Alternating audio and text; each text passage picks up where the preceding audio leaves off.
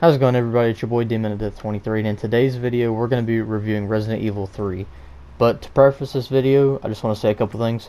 First things first, this video will include spoilers. I will leave a timestamp to skip to, so you don't have to hear the spoilers. Like, not major story spoilers, but just like sections will be spoiled, but gameplay won't be there, so you guys, can actually experience it naturally.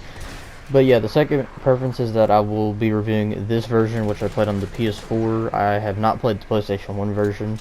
So yeah, I just want to let y'all know that I also treat this as a pro and con list with gripes for my reviews. So without any further ado, let's go ahead and get into the cons for this video.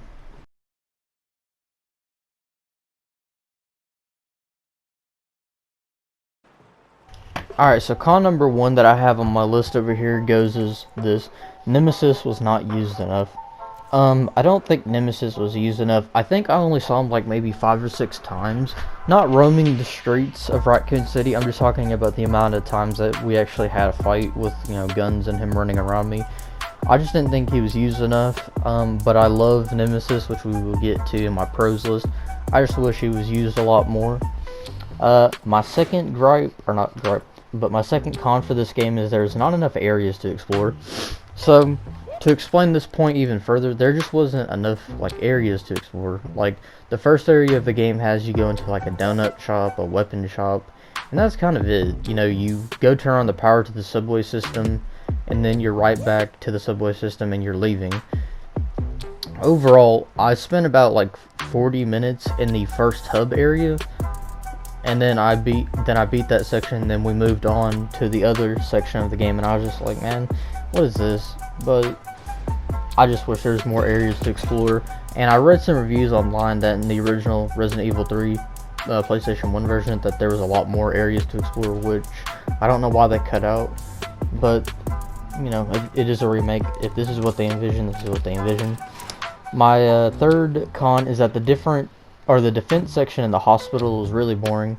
So spoiler here, but the current character that I'm playing as, Jill, she gets infected by Nemesis, and Carlos has to go find a vaccine and create a vaccine and give it to her.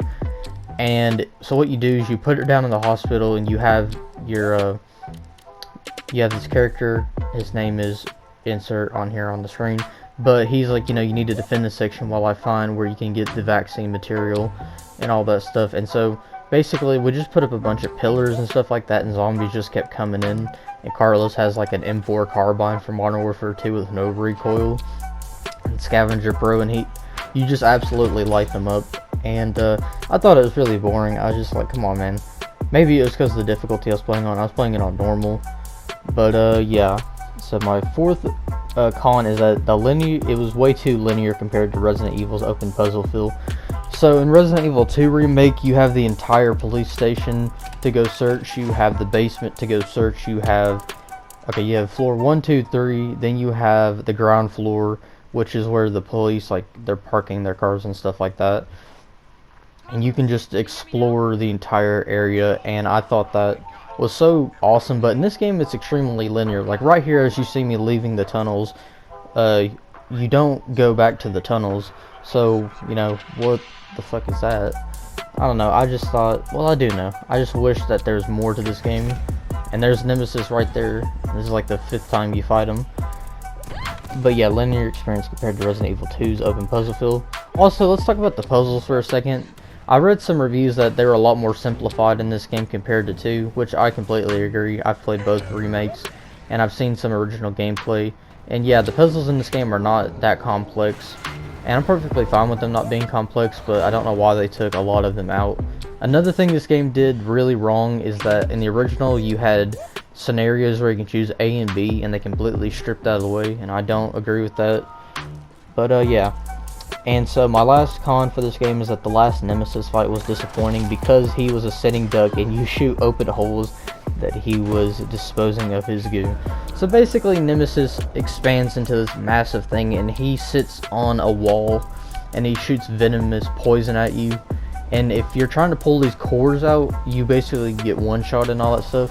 And I just thought that was extremely lame, if I can be honest. because like I just hate those boss fights when it's an enemy just sitting there throwing shit at you, because it's literally just point and click shoot. Like right here, Nemesis is chasing you as a flamethrower. You have an actual threat on your hands.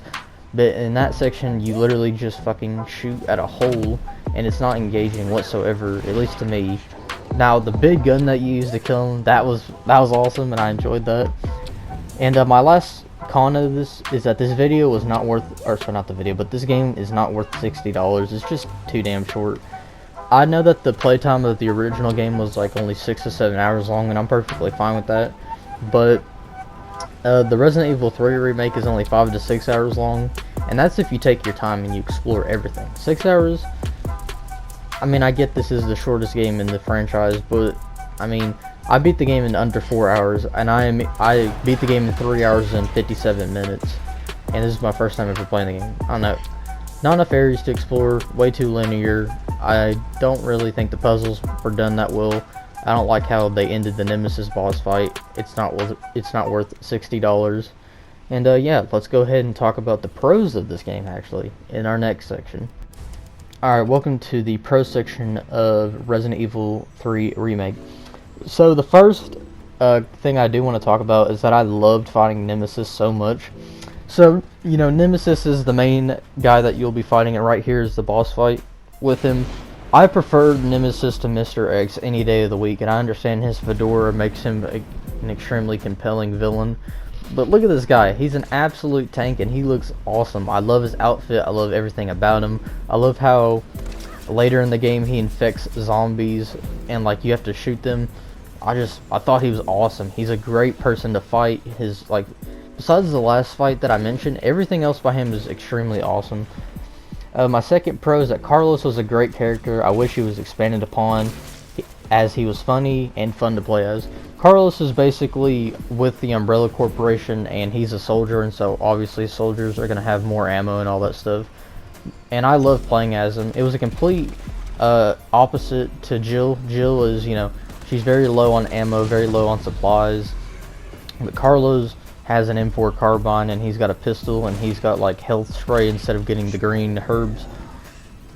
And I absolutely love playing as Carlos. Also, the part that I was talking about with him being funny, one of the parts in the game is he's like to Jill, he's like, I'm not gonna let you live in a Carlo-less world. I just thought that was hilarious.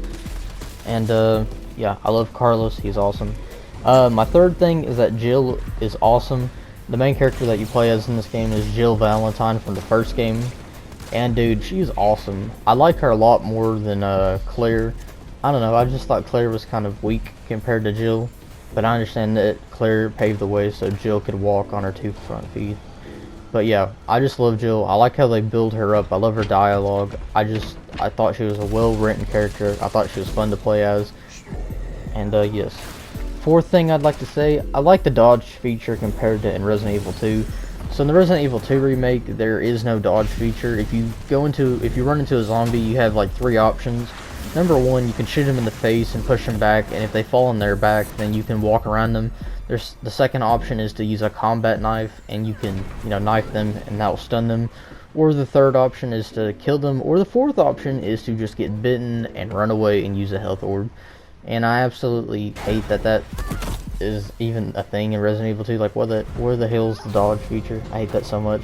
But in this game, like you saw in the early gameplay, you can dodge and stuff like that. It makes the gameplay so refreshing and so much fun. Number 5 is this game just looks so damn good. I mean, come on, you guys have been watching the gameplay. It looks phenomenal. And this is the end of this clip. Let's go ahead and move it on to the others, as I have run out of gameplay right here. My next point is that the atmosphere is great despite what people say. What people say about the atmosphere not being great is how in Resident Evil 1 you're in a mansion and it's extremely eerie and spooky and stuff like that, and you run into a very limited amount of zombies because it's more about scaring the player. In Resident Evil 2 you're in a dark, damp police station, but in this game, like you see in the gameplay, it's more action oriented and stuff like that, and I don't have a problem with that. But I love the atmosphere. I love the city vibe of it. I've always loved exploring cities in video games and stuff like that, like in GTA 4 or in Saints Row 3.